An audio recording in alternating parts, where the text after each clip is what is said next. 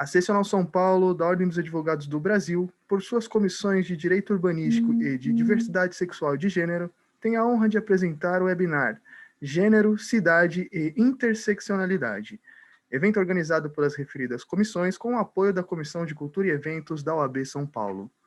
Informamos que este evento compactua com os Objetivos de Desenvolvimento Sustentável, um pacto firmado entre a OAB e a ONU. Com a palavra, senhoras e senhores, a nossa ilustre doutora Mariana Chiesa Gouveia Nascimento, vice-presidente da Comissão de Direito Urbanístico da OAB São Paulo.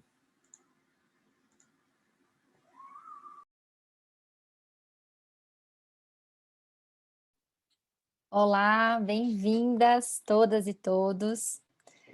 Eu espero que estejam todos bem, com saúde. Agradeço muito a presença de cada um.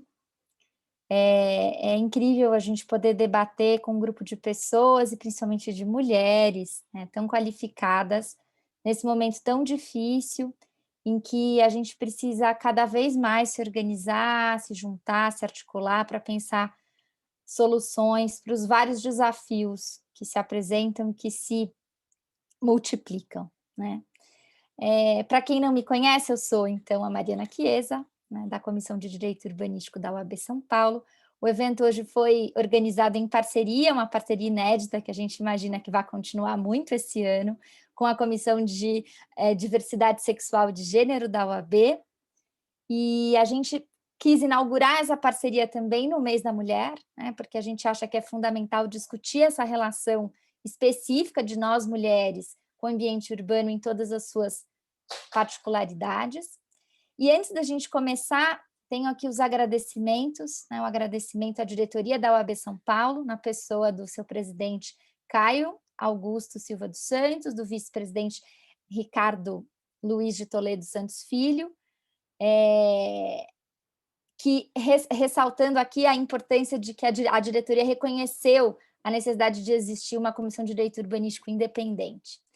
Também quero agradecer à Comissão de Cultura e Eventos, né, na pessoa do presidente Alexandre Luiz Mendonça Rolo.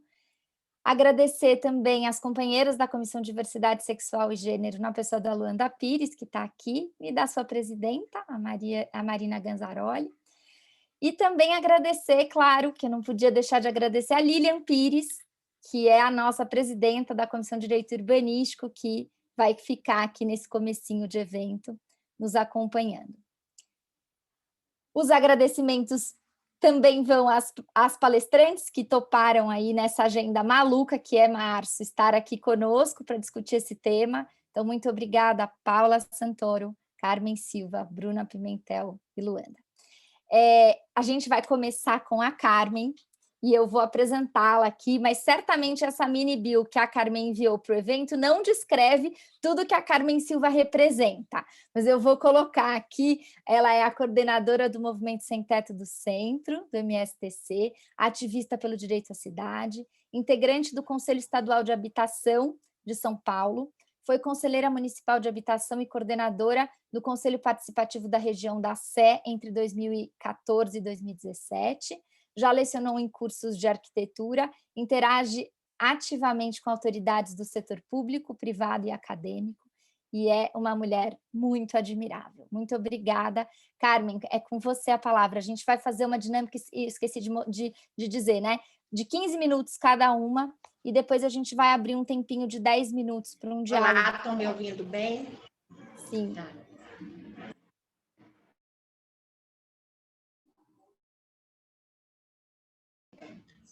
Bem, boa tarde a todas, a todos. Estão me ouvindo bem, por favor? Está travando?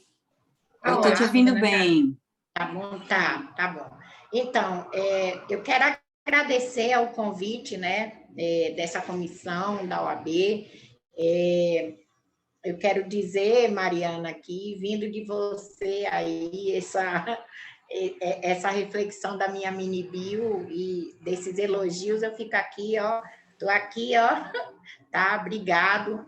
Mas o que eu faço é uma luta realmente pela desigualdade, contra a desigualdade que a gente vive, né? Infelizmente, nesse país, a interseccionalidade, ela nos permite, inclusive, no dia a dia, compreender as desigualdades, né? No que é tangente ao direito à cidade, a desigualdade, ela é de classe social, é do financeiro, né? Economicamente, quem tem mais tem o melhor dessa cidade, quem tem menos, infelizmente, são gentrificados, e isso é notório nas várias ações que a gente tem aí de gentrificação, mais recorrente aí agora, a gente está vivendo a Cracolândia, né?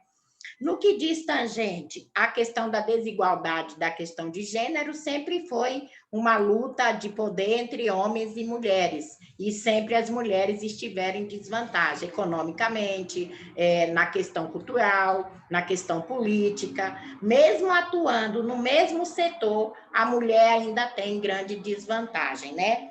Mas, no âmbito de oportunidades, as mulheres, cada vez mais, elas estão sempre em participação e ativa. Eu costumo dizer, tirando isso pela vivência que nós temos dentro dos movimentos, que a mulher deixa de desempenhar um papel de acolhedora, de apoiadora, para a organizadora, né? E nesse papel de organizadora, a mulher está efetivamente aí na briga pela conquista dos direitos e na luta por esses direitos, né? Fazendo com que ela seja mesmo objetiva, tá?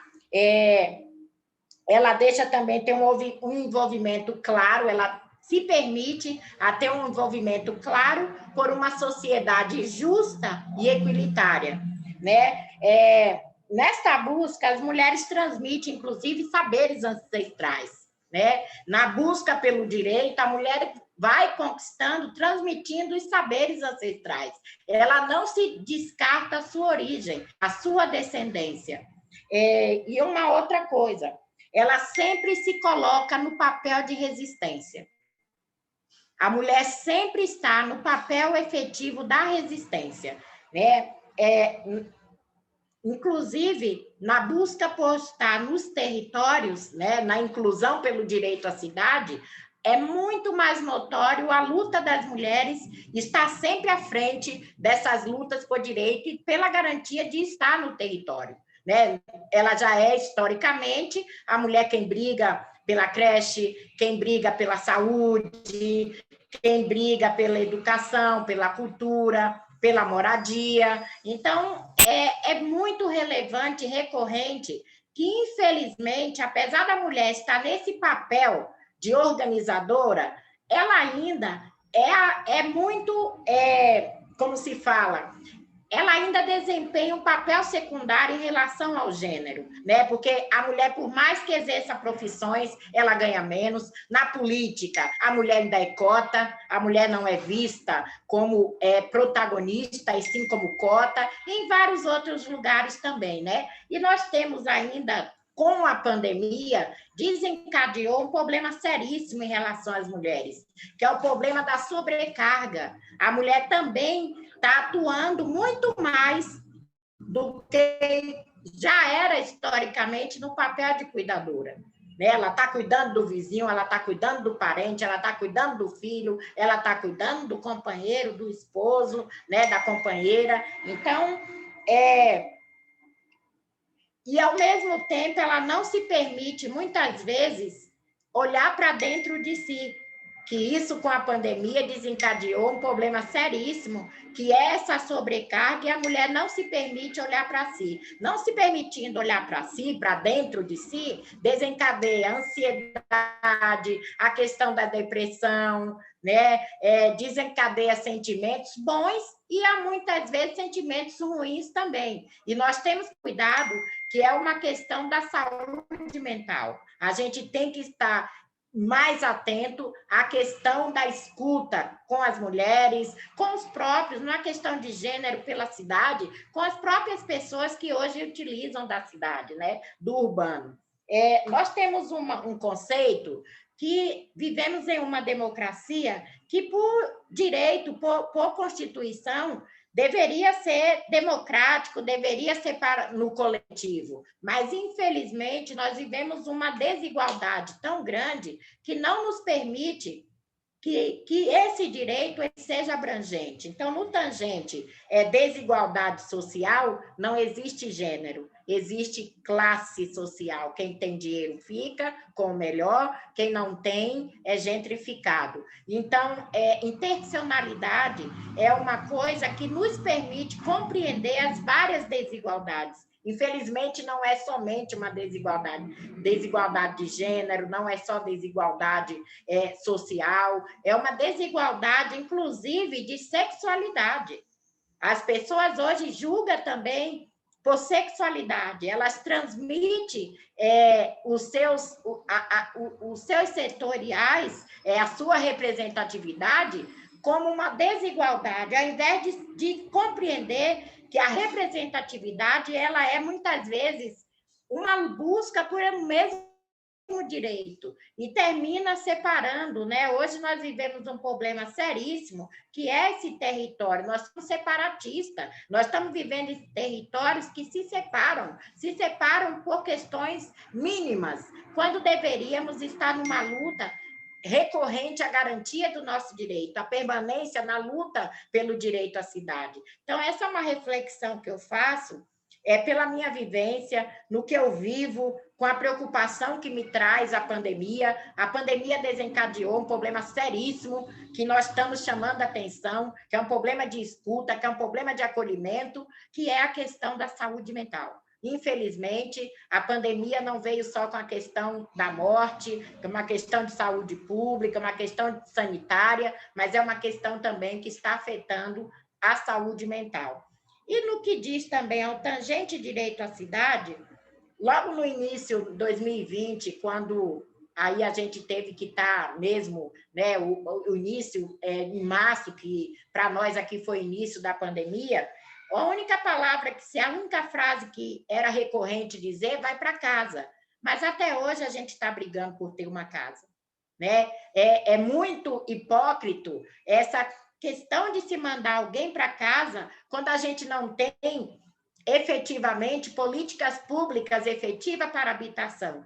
E principalmente na região central, né? E nas próprias periferias, onde a gente convive com coabitações que, infelizmente, convivem várias famílias juntos, vários seres juntos, né? E muitas vezes que não é nem mesmo da mesma família. Então, isso também é um problema que se desencadeou, é a saída da invisibilidade. Nós deixamos de ser invisíveis para realmente se recorrer a uma tratativa que a gente vive notoriamente uma desigualdade social na cidade de São Paulo, e isso em todo o Brasil assim desencadeou também, mas como eu estou aqui em São Paulo, da gente perceber que havia muitos seres invisíveis. Então, hoje se coloca que houve um aumento da população de rua, que os muros caíram, né?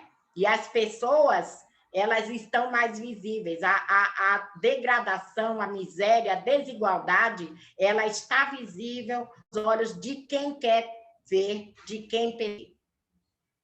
Por aqui, deixar para que me façam as perguntas, tá? Quero aqui agradecer, porque todo espaço de voz, para mim, é muito notório dar esse grito, um grito de alerta. Nós, a sociedade em si, nós vivemos uma desigualdade notória, que é a desigualdade social e também a desigualdade de gênero.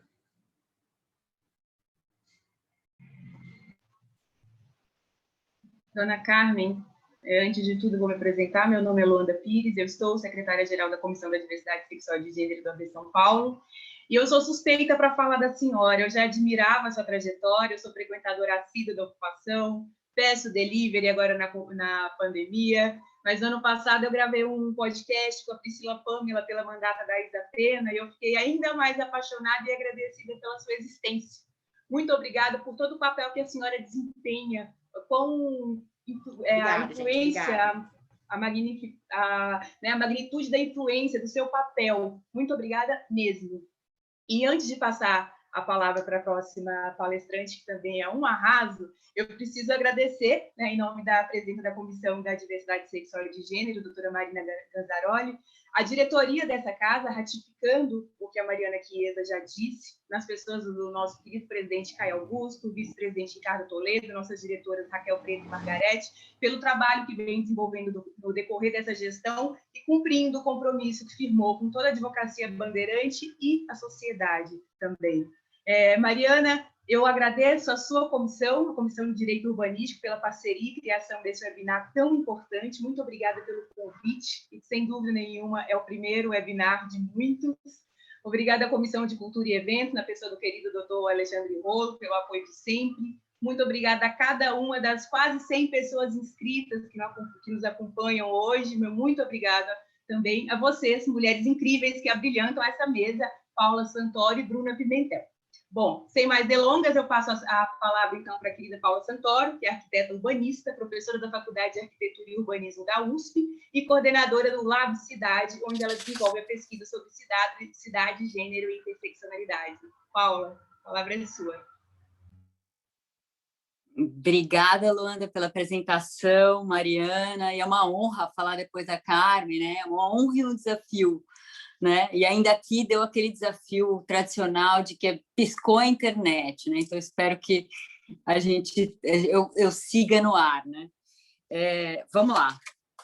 Tenho 15 minutos e eu queria aproveitar, agradecer, né, a Comissão de Direitos da OAB por essa possibilidade, por essa abertura, né? E dizer que, por exemplo, o termo interseccionalidade ele veio, né, para o Brasil muito a partir de pesquisas de uma operadora do direito. Queria começar contando essa história, né? Não sei se todo mundo conhece, a Kimberly Crenshaw, que é uma negra norte-americana. Ela sofreu 2 episódios que ela conta, né? Eu vou contar um deles aqui. Ela estava olhando algumas ações do tribunal nos Estados Unidos, e ela acompanhou uma ação contra a General Motors, que várias mulheres afirmavam ter sido discriminadas porque a empresa se recusava a contratar mulheres negras. E aí, nos tribunais, né, houve 2 argumentações. Alô? Vocês estão aí? Então. A primeira é de que, sim, a empresa contratava negros, mas esses negros eram homens, né? Então, argumentaram que, então, mas não contratavam mulheres negras, né? Eles argumentaram, não, mas a gente contratava mulheres também, e mostraram os números das mulheres, só que elas eram mulheres brancas, né? E aí ela percebeu que ela tinha que trabalhar essa dupla discriminação, né? Que ela chama de um processo misto de discriminação, como se fosse uma diferença que estão nos corpos. Então, não dá para falar das mulheres como um grupo homogêneo, né? A gente tem diferenças dentro do grupo das mulheres, assim como tem dentro do grupo dos negros, né? E aí, ela foi trabalhando essa ideia de interseccionalidade, né? Que nasce daí. E a gente teve 2 desafios, né? A olhar essa ideia de interseccionalidade e trazer para o Brasil. O primeiro deles é que, bom, não somos negros americanos, né? E a gente é muito colonizado, nossa literatura é muito colonizada, né? E aí, para migrar para o Brasil, a gente acabou descobrindo que a gente já vinha falando de interseccionalidades no Brasil, a partir de pensamento de algumas autoras, como Lélia Gonzalez, que vai falar eu sou o lixo, né? Enfim, eu não vou abrir minha fala, mas se vocês quiserem, procurem Lélia Gonzalez, né? Ela já falava ao mesmo tempo, nos anos 80, ao mesmo tempo que nos Estados Unidos, ela trazia essas ideias para o Brasil, e trazer para o Brasil significava repensar algumas ideias, né? Como a colonização, né? Alguns processos estruturais de discriminação, né? Que a gente vive nessas cidades, né? Nas nossas cidades. E a outra migração desse termo, muito importante, eu acho, foi para pensar as cidades. Por que eu penso a cidade a partir de uma abordagem interseccional, né? Primeiro, a gente, como diz a Carmen, né, quem pensa a abordagem interseccional do urbano, na verdade, quer superar algumas visões e leituras sobre o urbano históricas. Primeiro, a gente leu a cidade historicamente, as metrópoles, separando cidade dos pobres e cidade dos ricos, né? O centro da periferia, os dualismos que a gente chama, né? Essa leitura, ela não tem mais sentido, é lógico que ela ajuda a explicar de maneira geral as nossas metrópoles, né? Mas quem mora na periferia sabe que a gente tem muitas periferias, né? Elas são diferentes entre si, né? Elas variam muito, né? E os povos que habitam esses lugares também acham que são lugares que têm também suas identidades, ou seja, eu falar em São Paulo que eu sou periférica, né? Ou eu estou já, né, me colocando como uma visão interseccional urbana, né? Então, ser periférico tem uma identidade em si, né, que me diferencia de outros povos dessa cidade, né? A mesma coisa poderia ser latinos, imigrantes, população LGBTQIA+, né? Ou seja, a interseccionalidade permite que a gente entenda como esses corpos usam o território e desenham territórios também, como eles podem ser, que intervenções a gente pode fazer dialogando com eles, né?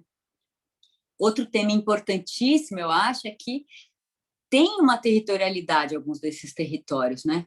Então, se eu for pensar assim, território LGBTQIA+, em São Paulo, eu penso Largo da Roche, eu penso alguns lugares específicos, embora a gente não tenha uma ideia de gueto, como os norte-americanos têm, né? E que também usaram muito essa ideia da interseccionalidade para explicar o gueto. A gente tem uma série de outros movimentos, mas que, assim como o gueto, né, são lugares de discriminação, por um lado, porque os LGBTQIA+, talvez não se sintam à vontade em todos os lugares da cidade para desenvolver e explorar e performar, né, aos seus corpos, né? Ao mesmo tempo, é um lugar de conforto dessa população, né? E como a Carmen falou, é um lugar de muita potência transformadora, onde juntos esses corpos se encontram e podem mudar, né? E se organizar, e tem muita potência de transformação do território como um todo, né? Das nossas cidades. Essa superação do dualismo também envolve superar a ideia de que, bom, então, para eu ter uma cidade interseccional, eu vou separar o lugar dos gays é esse, eles ficam aqui, né? O lugar das trans é esse, ou mesmo o lugar das mulheres é esse, das mulheres é outro, né? Ou seja, a ideia não é separação, como a Carmen falou, ao contrário, né? Mas é de leitura dessa cidade, né? E aí, essa leitura de gênero, né, das cidades, por exemplo, da cidade de São Paulo, nos levou a alguns dados, né, para a gente ler a cidade, né? Assim como a Carmen falou, né, mulheres têm salários menores, né, que os homens, enfim, entraram tardiamente quando o mercado de trabalho se precarizou, né? A mesma coisa nas cidades, né? As mulheres vivem a cidade de forma diferente dos homens. Essa leitura é importante para a gente intervir na cidade, considerando que o grupo de mulheres é heterogêneo dentro dele, né?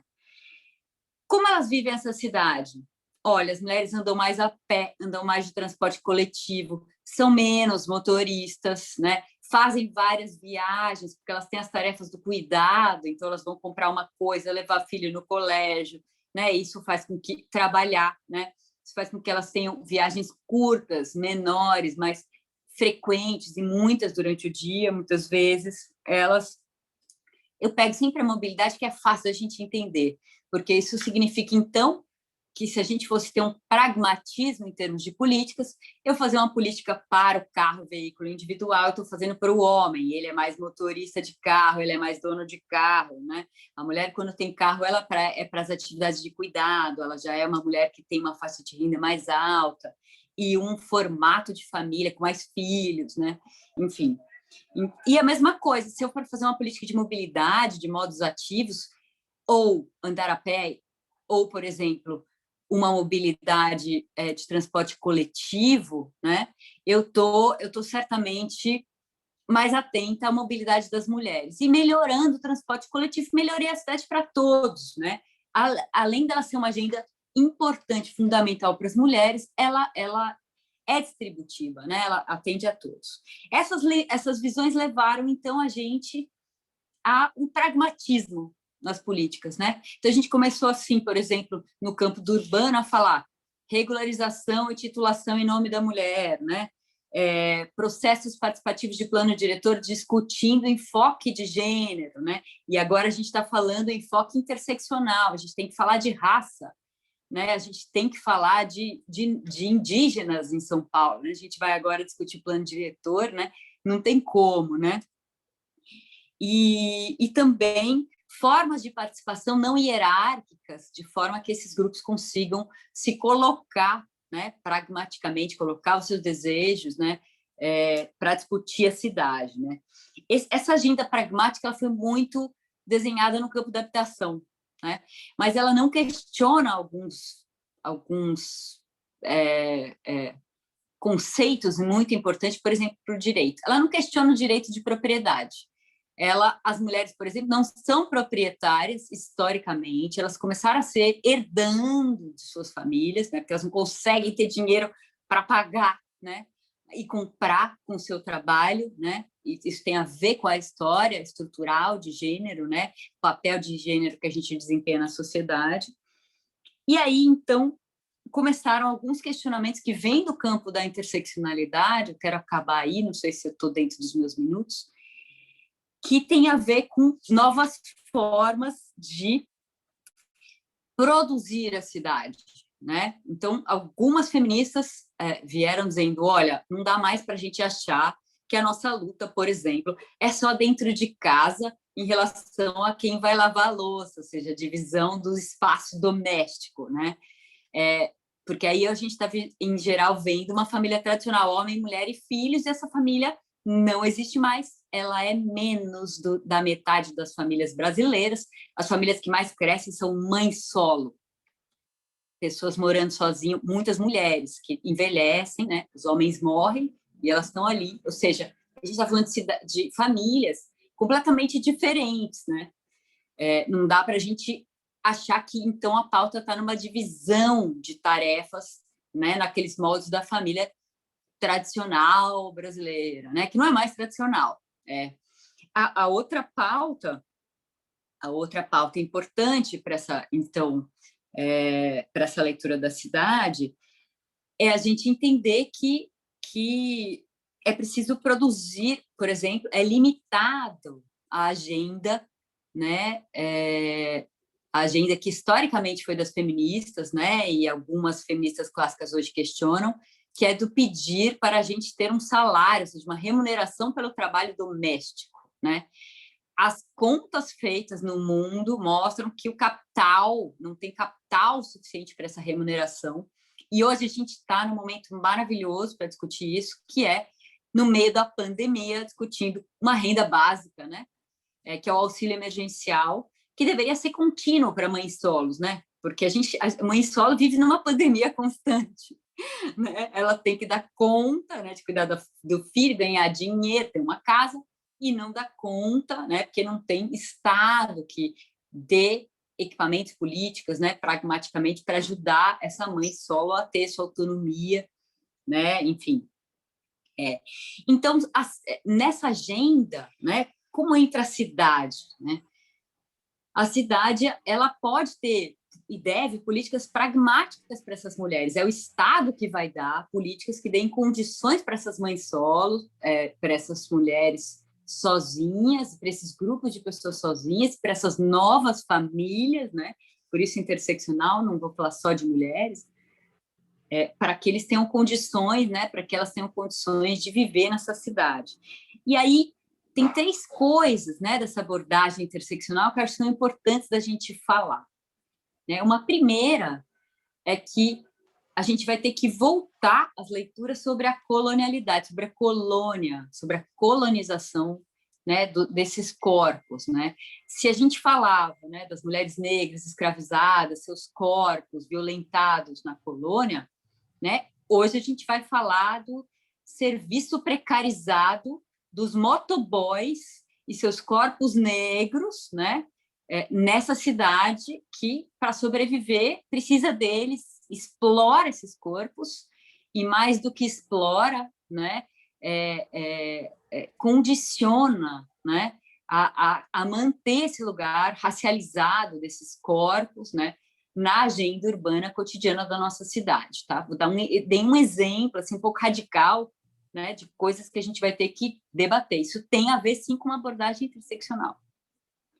Outra abordagem é a gente fazer leituras da cidade a partir da experiência, né? Então, a gente fazia leituras da mobilidade, pensando, eu levo um corpo até de um ponto ao outro, né? Para casa, trabalho, escola, né?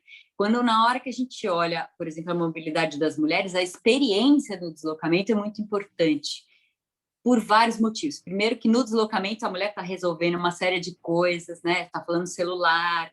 Então, ela escolhe o modal em função dos modos de viagem, da forma como ela viaja. Ela escolhe o modal que ela pode descer numa loja, comprar uma coisa para o almoço e dar uma paradinha na farmácia, né? Não sei se vocês têm identidade, né? com esse modo, né? de operar a cidade. E também a experiência da mulher passa pelo medo, passa pela ameaça de ser violentada, né? E violentar seu corpo. E é muito diferente de um homem, né, que tem medo de um roubo patrimonial, vão roubar minha carteira. A mulher tem medo de ser violentada, de assédio, né? Isso faz com que a cidade, para ela, faça com que ela molde que momentos ela vai estar no espaço público e como ela vai estar no espaço público. Ela não vai à noite, sai à noite, ela não sai com determinada roupa, ela não sai em determinado horário, ela sai acompanhada, né? Estou pegando alguns moldes de comportamento para dizer que a cidade ela não é igual, né? E que a experiência, o medo, nos faz ou não ir, ser imóveis, não ir para alguns lugares, ou moldar o nosso comportamento. Falar, eu vou, mas eu vou de tal jeito, né? Eu vou no jeito que dá, né? Isso tolhe a nossa autonomia.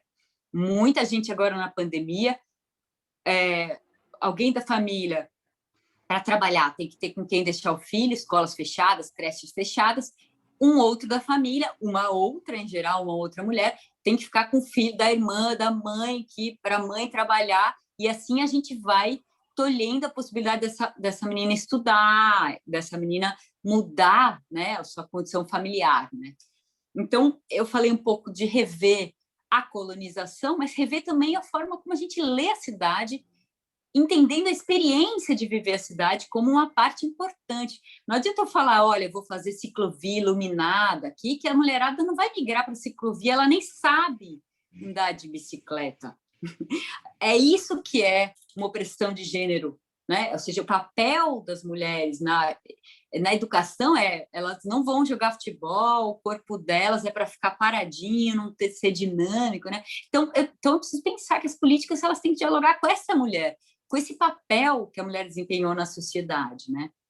E a terceira e última coisa que eu queria falar é que a gente faz muitas leituras críticas, né, interseccionais da cidade. Mas a Carmen tem razão, a gente tem uma potência transformadora, acho que é muito importante a gente entender que esses corpos, as formas de opressão desses corpos, sejam eles periféricos, negros, latinos, imigrantes, LGBTQIA+, mulheres, homens, né? Juntos podem pensar essas formas de opressão e transformá-las, né? Então, é muito importante a gente ver que as mulheres estão mudando, elas estão mudando politicamente, né? Não é à toa que a gente está numa comissão da OAB, gente, com 2 mulheres apresentando a gente.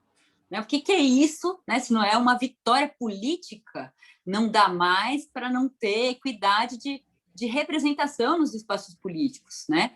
Tudo bem, conseguimos mandatas, né? Mandatas coletivas, né? Estão aí. Agora a gente precisa pautar essa luta, né? E aí conto com a Carmen nessa pauta.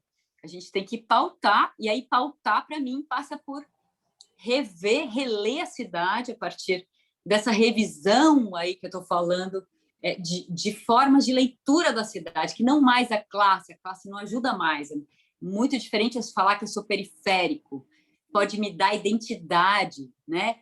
E identidade transformadora. Quem é hoje da periferia não se lê como pobre, como menor, se lê como uma identidade que produz música, que produz cultura, que produz formas de morar que a gente tem que respeitar, formas de viver, né, que a gente tem que respeitar. Então, espero que eu não tenha passado muito meu tempo. Acho que joguei algumas ideias aí ao vento. A gente segue aqui no debate. Obrigado, muito obrigado por essa oportunidade.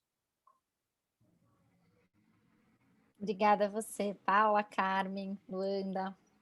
Vamos seguir. A vontade que dá já é começar a conversar, né? Vamos seguir com a Bruna, que eu tenho certeza que a gente vai ter mais elementos agora. Então, vamos lá. A próxima é a Bruna Pimentel Cilento. Ela é advogada, mestre em urbanismo, doutoranda em arquitetura e urbanismo pela PUC Campinas, coorganizadora do coletivo feminista Mulheres que Leem Mulheres, presidenta da Comissão de Diversidade Sexual e de Gênero da subseção da UAB, São Paulo. Qual que é a que eu me perdi na... Valinhos. De Valinhos. Ótimo. Da subseção da UAB São Paulo. Com a palavra, Bruna. Obrigada. Obrigada, boa noite a todas e todos. Nossa, que missão que a Luanda me deu aqui, porque ficar do lado dessas mulheres aqui, eu me sinto assim super privilegiada, né? Depois de ouvir a Carmen e a Paula e estar aqui nesse evento. Eu fiquei muito sensibilizada com a fala da Carmen, porque a gente está vivendo um momento de fato em que nós estamos adoecendo não só por conta da pandemia, mas por questões mesmo de saúde mental, né? E acho que a gente está vivendo momentos aqui na família, nos nossos trabalhos, que a gente tem que conviver com isso, com a dificuldade e lidar com isso, né? E aí eu fiquei pensando que, em cima dessa sua fala, em algo que eu acho importante para a gente pensar no direito à cidade. Eu ouvi de uma militante argentina, acho que a Luana estava junto, inclusive, é um tema que eu gostei muito, que é o cuidar cidade, né? Que é cuidar cidade, né? Cuidar da cidade, e que nesse momento da pandemia, o quão essencial era esse instrumento, né? Da cuidar cidade, que seria esse cuidado com o outro que está convivendo com você, isso para tudo, né, na vida, mas especialmente nesse momento que a gente está vivendo, que as pessoas estão se isolando, as que não estão se isolando estão muitas vezes adoecendo, e como que você lida com esse cuidado e com essa diferença de rotina, né, de, enfim, você está o tempo todo tendo que, ao mesmo tempo, trabalhar e se educar o filho em casa, lidar com as questões de saúde mental das pessoas que estão à sua volta e a sua mesma, né? Eu vejo esse como um instrumento potente de a gente pensar o direito à cidade em si, né? Também fiquei pensando aqui que é interessante que a gente, ao trazer uma conversa sobre gênero, a gente tem colocado sempre muita interseccionalidade, né? Mas me parece que a gente tem falado menos de patriarcado.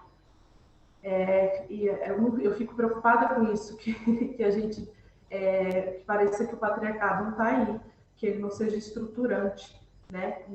Porque ele é estruturante, né? A interseccionalidade explica, né? Um dos instrumentos que explica essa estrutura, mas a relação do patriarcado com essa dominação, exploração é evidente, né? Ele, na verdade, ele está no eixo disso. E então, para a gente discutir talvez qualquer outra das questões relacionadas à interseccionalidade, a gente tem que partir aí de gênero, patriarcado e violência institucional. Eu penso que a gente, na verdade, vive essa divisão, assim, não é uma divisão, né? É a divisão do pensamento, vamos dizer assim. Até porque eu acho que a partir dessa ideia de pensar gênero, e o que é o gênero, pensar patriarcado e o que é patriarcado, pensar a violência institucional e o que é a violência institucional, a gente pode conseguir compreender o que é diferença e o que é desigualdade, né? A interseccionalidade, acho que ela ajuda a gente a entender isso, né?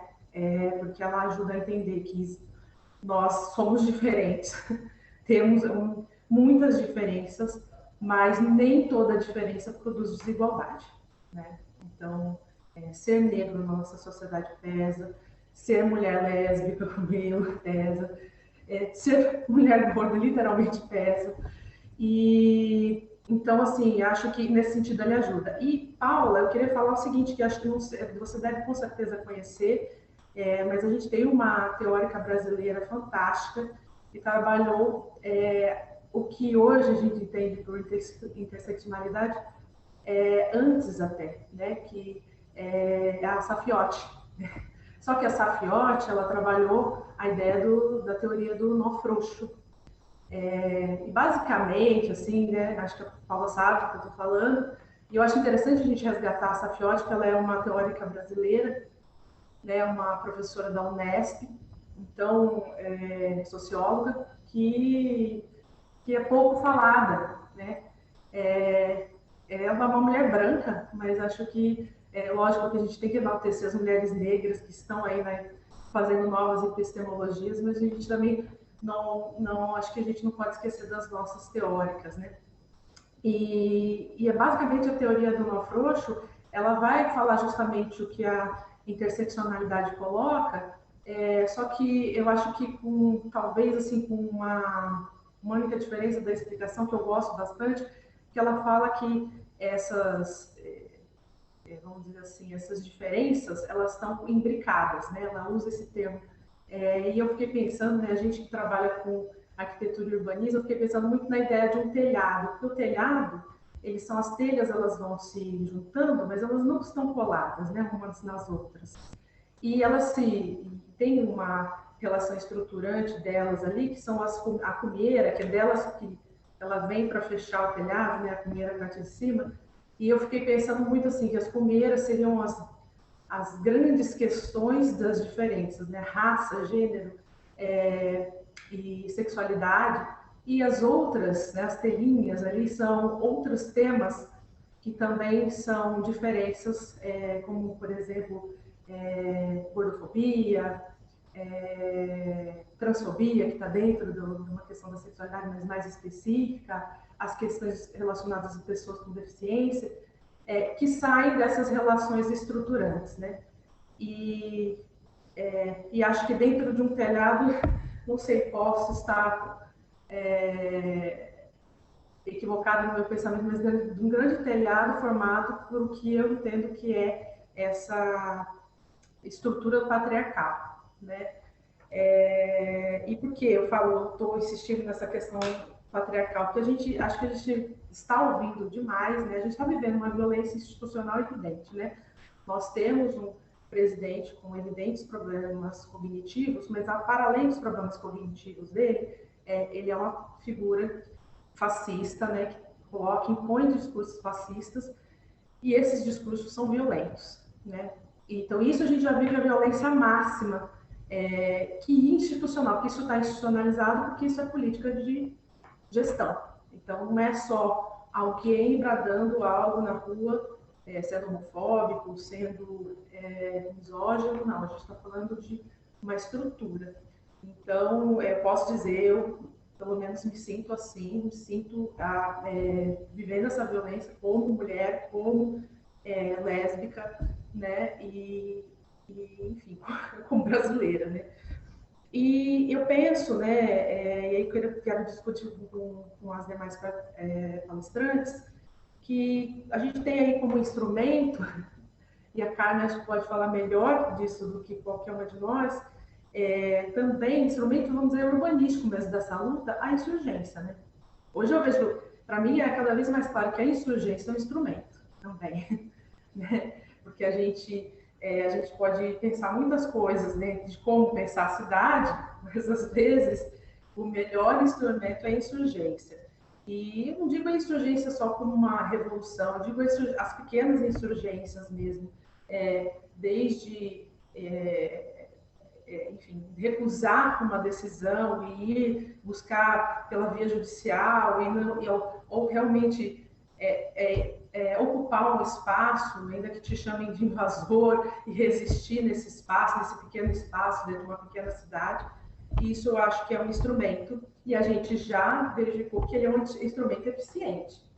É lógico, quando a violência institucional é mais difícil você conseguir suportar o movimento só com a insurgência. mas ele é um instrumento poderoso, né? O segundo instrumento que eu já falei, né, essa cuidadosidade, a gente conseguir exercer o cuidado um com o outro e perceber, enfim, agir, né, em relação aos demais, nesse realmente nosso senso de comunidade mesmo, e a gente se juntar, por exemplo, como nesse espaço, a gente juntar diferentes mulheres de diferentes ideias, a gente conseguir levar esse debate adiante, mesmo com toda a diversidade, né? A gente não poder se encontrar presencialmente, a gente esperando uma vacina, a gente vendo se a gente vai ter condições enfim, de sair dessa sem a doença, né? Sem conseguir ser vacinado sem passando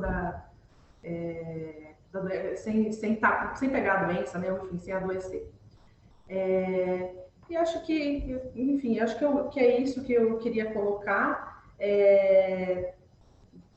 Fiz algumas anotações aqui, mas eu acho que o debate vai ser mais interessante. Só mais uma coisa que acho que a gente discutiu, inclusive hoje, como Comissão da Diversidade, que eu acho que também é uma coisa importante a se pensar quando a gente vai pensar a cidade, as políticas públicas, especialmente as específicas, né, com relação a cada setor. E hoje eu estava discutindo especificamente a questão de uma criação do Conselho Municipal de Políticas LGBTs em Valinhos, e a gente falou muito de que tem que ter um pilar, né? A institucionalização, né? Que é justamente o poder público reconhecer que isso é uma política, que deve ter essa política, incorporar isso, estruturar isso, porque não basta ele reconhecer e colocar no plano diretor, ali fica um texto, uma letra morta. Ele precisa estruturar, ele precisa criar coordenadoria de políticas, ter gente para executar. E, finalmente, a ação em si, né? A gente precisa da ação na cidade, não? A gente precisa que isso efetivamente traga frutos, né? Eu vou fazer um centro de referência, para quê, para quem, e o que isso está ajudando essa população que está sofrendo com a discriminação, enfim, com a violência. Acho que é isso, gente. Desculpa se eu não foi exatamente o que vocês queriam, mas acho que era o que eu tenho a falar. Bruna, querida, imagina. Muito obrigada por ter aceito o convite, por ter participado. Obrigada por sua fala, que é sempre tão sóbria e rica. Eu gosto muito de te ouvir e pensar com você. E sem dúvida a gente precisa, né, ter em mente o papel de protagonista do cis-heteropatriarcado na exclusão desses grupos, dos nossos grupos, né, que aí eu me coloco, né, dos nossos grupos historicamente minorizados, do acesso também à cidade, né? Por isso a importância de entender que combater o racismo, a cultura machista, sexista, LGBT e pobre, é sim uma questão de saúde pública, de direitos humanos, de garantias fundamentais, né? E esse entendimento ele deve ser feito, pensado, sem dúvida, de maneira interseccional. Mariana, vou passar para você, que eu estou louca aí para você trazer os pontos que você me prometeu. Fica à vontade. Obrigada, Luanda. Imagina, acho que a gente está aqui, acho que eu imaginei que menos do que aspectos mais protocolares, assim, né, desse diálogo, o que a gente escuta de vocês, acho que tem dois lados de quem escuta, né? Um lado de dizer, que bom que a gente começa a ter um diagnóstico melhor, né, disso que a gente vê, que a gente vive, que a gente sente na pele. Cada uma, claro, do seu lugar, né, dentro dessas diferenças.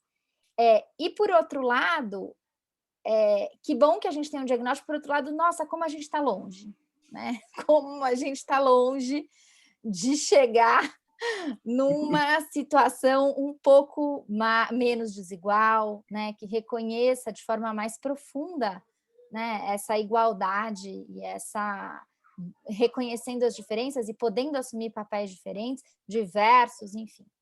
Então, eu queria fazer a pergunta, na verdade, assim, o que mais te preocupa nesse nosso momento para o futuro, né? E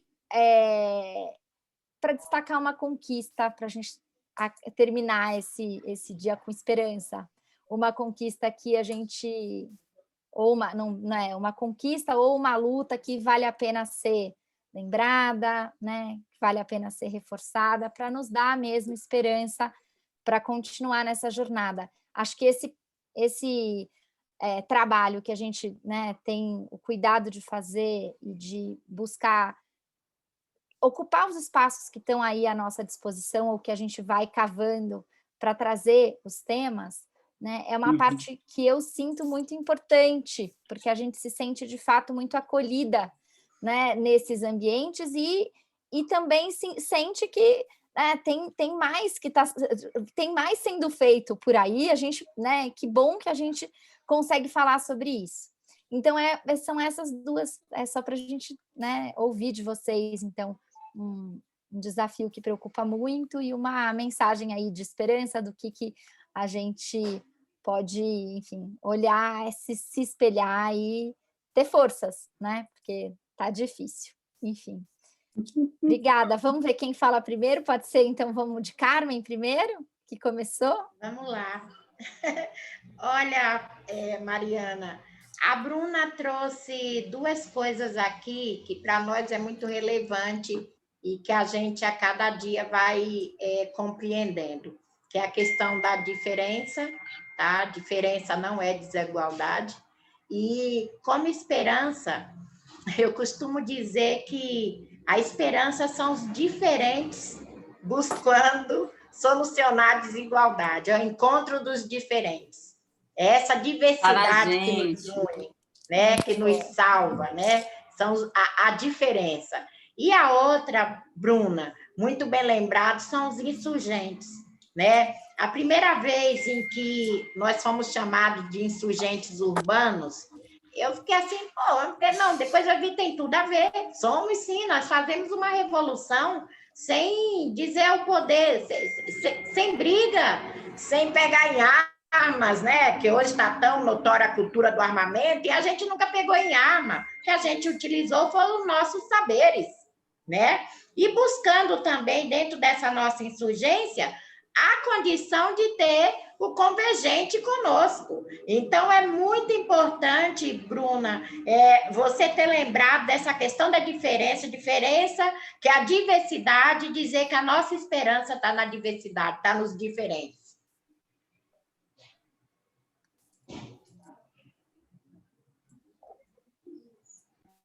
Acho que agora a Paula pode falar um pouquinho. Obrigada, Carmen. Agora que eu vi que tá ligado no microfone, gente, desculpe. Mas ficou só um pouquinho, fica tranquila. Tá bom, ufa. Putz, Carmen, é isso aí, as insurgências, né, que venham, né? Você sabe que tá difícil esse 8 de março, né? A gente estava lá no laboratório, lá da cidade, falando, vamos fazer uma visão crítica, ninguém aguenta mais visão crítica, a gente está exaustas, né? E aí a gente fez um post que eu adorei fazer, que a gente deu o nome assim, Iniciativas Feministas que Acolhem e Fortalecem, né? Porque eu acho que a gente está nesse lugar do acolhimento, e esse momento pandêmico, enfim, deu uma sobrecarga, né? As mulheres estão no lugar do cuidado nos hospitais, né? São elas que estão no cuidado das casas, se expondo muitas vezes, né? E também, enfim, em uma série desses lugares, e dentro de casa, sim, tendo que se virar com filho, com horário, com limpeza da casa, né? Coisas, e trazendo umas pautas que a gente não tinha, de divisão desses trabalhos domésticos, né? E muito pesadamente, né? Porque a gente está dando conta, nossas horas, parece que o dia não é suficiente. E aí, nessas experiências, a gente falou, então vamos ficar procurando coisas legais, iniciativas legais. O urbanismo feminista tem um monte delas, né? Olhar para a habitação a partir do cuidado, né? Não só a partir da cidade dos homens, né? Para falar mal dos homens, né? Que os homens ficam bravos, né? Mas pensar a partir do cuidado, a cidade do cuidado, né? A gente viu assim mulheres negras com saberes coloniais mantendo sementes agrícolas, né? porque na pandemia as grandes empresas têm sementes, e as sementes não chegam, a gente, para não viver um colapso, né, no fornecimento de alimentos, as mulheres à frente das sementes, né, literais, né, e as reais, né, e as subjetivas também. Outras coisas muito legais, assim, no campo da mobilidade, que eu milito muito, né, um grupo de mulheres negras ensinando mulheres negras a andar de bicicleta, né? Então, se você não sabe, não tem como ensinar sua filha, né? Uma experiência em Salvador, das Fridas, né? Do grupo, ou mesmo entregadoras, gente, que é um negócio mais cotidiano, né? Lá, senhoritas, em São Paulo, fazem entrega de bicicleta, elas são um coletivo latino-americano de mulheres, né? Não binárias, né? Usando todas as linguagens aí numa frase, que fazem entregas. Então, se você quer pedir alguma coisa, vamos esquecer o iFood, né? Vamos para as entregadoras, enfim, engajadas, para não dizer. E, claro, gente, um movimento de moradia, um movimento de bairro, na ponta, quem está cuidando da Covid, se não as agentes de saúde que historicamente estão no bairro, né? Ou o movimento de moradia, né, Carmen? Olha o que vocês fizeram, né? Eu acho que você podia falar mais um minutinho, né?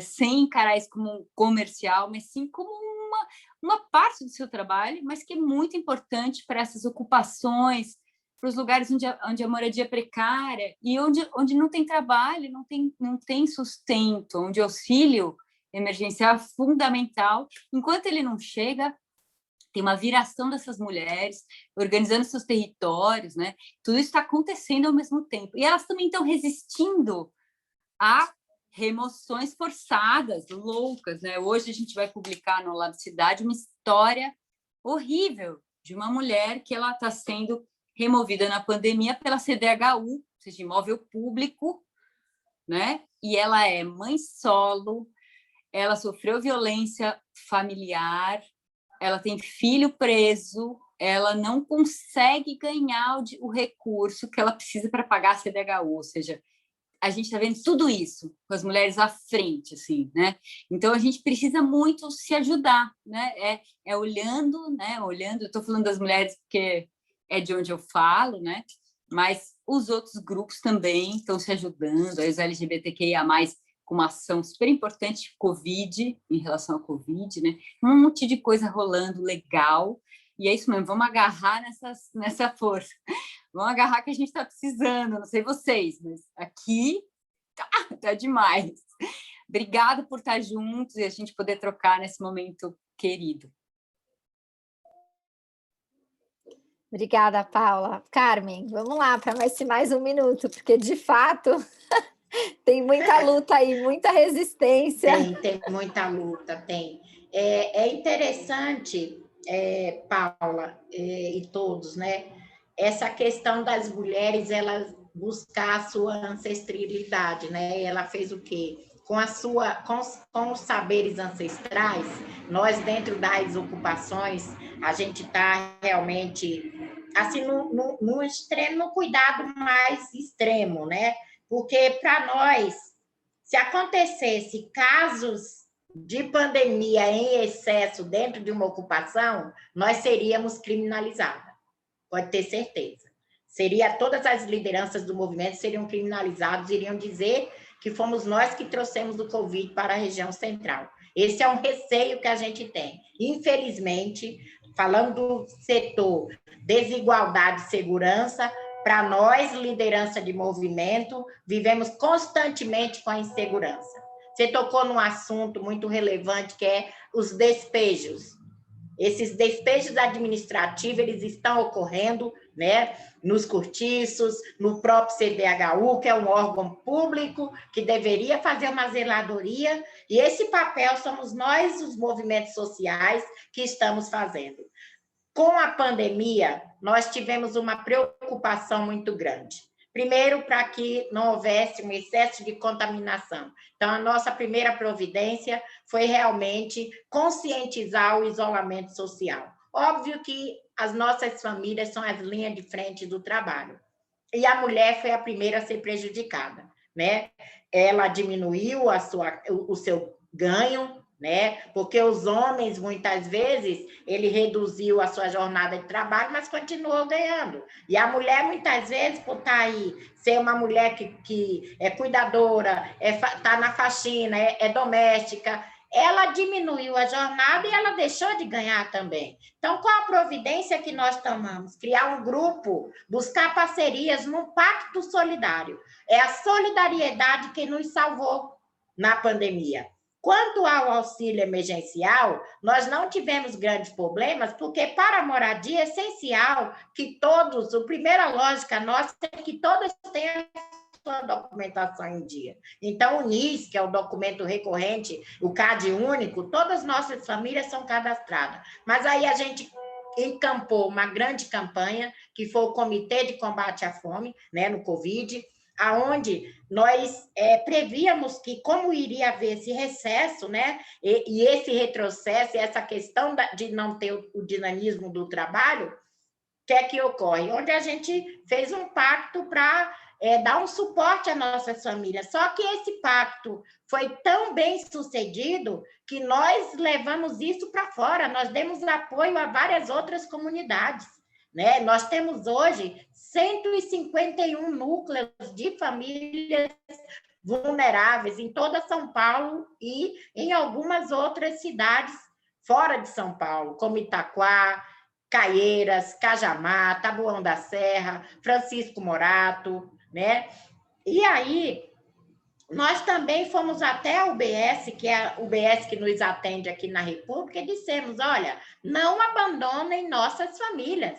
Nós precisamos do agente de saúde, nós precisamos do médico de família, nós precisamos estar com essa interligado com vocês mais do que nunca. E aí, na ocupação 9 de julho, nós criamos um polo de vacinação contra a gripe, né? E nós deixamos esse polo para o entorno também. A gente foi nos prédios buscar os velhinhos para vir se vacinar contra a gripe, isso em março do ano passado, né? Queríamos agora também ser um polo de vacinação, porque vacina já e urgente, vacina para todos.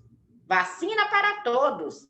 E, gente, é essa campanha que nós estamos encampando agora e também o combate, mais uma vez, à fome. Então, se não fosse um pacto solidário, nós teríamos aí mais do que famílias morrendo de fome. Era uma invisibilidade total, porque a partir desse pacto, a própria Prefeitura de São Paulo lança o programa Cidade Solidária, nos chamando para sermos parceiros dele. Então, é possível, sim, gente, os divergentes, né, os insurgentes, estarem juntos com os convergentes. É possível. Uma cidade justa e equilitária passa quando há compreensão de que todos temos direito à cidade realmente.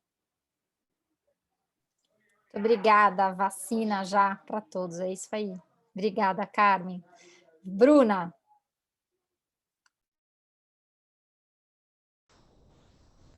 Nossa, eu estou aqui emocionada com a fala da Carmen, é muito potente mesmo. Eu queria colocar, na verdade, adicionar uma coisa aqui que me ocorreu aqui, que a gente podia ter colocado aqui, e que está assim, parece silenciado, mas não está, a questão da ideologia de gênero, né? Já que a gente está discutindo gênero também em cidade, a ideologia de gênero é uma pauta deste governo fascista e, enfim, é uma pauta ideológica muito séria. Né? Nós, estudiosos ou de movimentos que lutam pelas questões de gênero, a gente sabe que a gente nunca fez ideologia de gênero. Né? Até porque o termo gênero é uma explicação para aquilo que não se explica pela biologia, sim pelas relações sociais. Né? E eu acho que é muito importante que a gente coloque isso sempre quando a gente vai falar de gênero. E a Ganza e mais a Dani Mota, a Ganza é a Marina Ganzaroli, né? Desculpa, quebrando protocolos. E a Cássia Garcia, que faz parte do Clube de Leitura Mulheres que Lê Mulheres, comigo, a gente escreveu um artigo para o Congresso de Direito Brasileiro de Direito Urbanístico, justamente colocando a questão do direito à cidade sem ideologia de gênero, né? Justamente contrapondo essa questão, porque a ideologia de gênero é justamente colocar nas escolas, nos espaços institucionais, nos instrumentos ideológicos do Estado, né, que é a igreja, é o museu, é a escola, que gênero só existem dois, o feminino e o masculino, que gênero se mistura com sexualidade, logo o sexo, a pessoa do gênero masculino necessariamente vai gostar de mulher, a do feminino necessariamente vai gostar de homem. Isso é ideologia de gênero. E eu só acho que a gente tem que explicar isso para as pessoas. Isso sim é uma ideologia de gênero, quando você aprisiona as pessoas a uma ideia. Eu ia até colocar uma frase da Maria Helena Chauí, que eu gosto muito, Maria Helena Chauí, ela é ótima para explicar ideologia, né? Só que eu não sei se eu acho aqui, que a gente usou até no artigo, mas, enfim, ela explica justamente esse contexto do que seria a ideologia, para ficar claro que quando a gente faz estudos de gênero, a gente não tem uma pauta ideológica com isso, a gente está tentando compreender a nossa existência, né? Nós não estamos impondo nada a ninguém. É um estudo, é uma ideia, quando se coloca isso em discussão nos espaços das escolas, para qualquer pessoa de qualquer idade, justamente para ela se compreender, caso ela esteja ali e esteja lidando com a diferença, ela compreender a diferença justamente para não praticar a desigualdade. Então, assim, acho que também é uma pauta fundamental para nós, quando a gente pensa em direito à cidade, pensa em construção da cidade, é pensar a cidade sem ideologia de gênero. Tá? Isso é fundamental, eu tinha esquecido de colocar, daqui hoje eu estou meio passada, mas é isso. Obrigada. Acho que agora a Luanda. Você encerra? Quer que eu encerre? Fique à vontade. Então tá bom. Deixa eu só agradecer, então, ouvir a fala, esses encontros, esses espaços de diálogo são importantes por isso, né, Mariana? Porque a gente sabe que nós estamos ainda muito distantes de chegarmos aonde a gente quer, mas ouvir a atuação de cada uma dessas mulheres dentro dos seus espaços dá esperança, né? Que nós sim conseguiremos construir uma sociedade cada dia mais igualitária e saudável para todas as pessoas. Muito obrigada pela fala de cada uma de vocês, pelo trabalho, pela existência de cada uma de vocês. Sem dúvida que é uma injeção de ânimo. Obrigada a todos também que estão conosco até agora. Minha mãe, que está ali ativíssima no chat, sempre. Mãe, te amo. Saudade imensa. Um beijo a todos, pessoal da OAB que está aí conosco. Um beijo. Muitíssimo obrigada. Uma boa noite. Obrigada a todas, todos que estiveram aqui. Esse vai ficar gravado, então acho que é algo que todo mundo vai poder ver depois. É um prazer enorme estar com vocês. Bruna, prazer em conhecê-la, não te conhecia, foi um enorme prazer ter você aqui. Carmen e Paula, seguimos aí na luta, muito obrigada.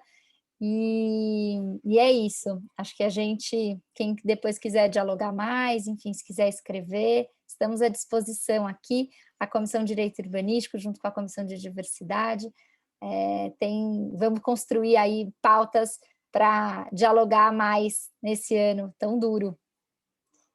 Obrigada, um beijo. Obrigada, gente, um beijo. Obrigado, prazer, tchau. Tchau, beijo. Tchau, beijo.